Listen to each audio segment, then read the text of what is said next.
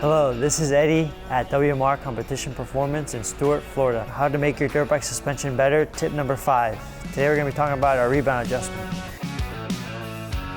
It's an adjustment that's very misunderstood at times. On your typical WP suspension, it's going to be a red adjuster, just like this. It's usually going to be found at the bottom. So say you got air forks, your rebound adjuster is going to be found right at the bottom. It's going to look like this. Your shock is going to look like this, and typically they have written on their rebound. You can think of it as suspension's reaction time to get the rear wheel or the front wheel to make contact with the ground. That reaction time can either be slowed down or sped up depending on the rider, the terrain. It's very important to say when you are making adjustments to the front, do the same thing to the rear. Say if you're speeding up the front, also speed up the rear.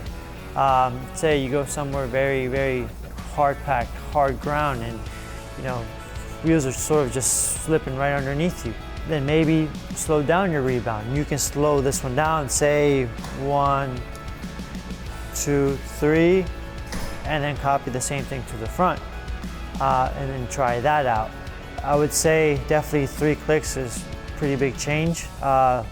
You'll feel it, I would say, more so than your compression.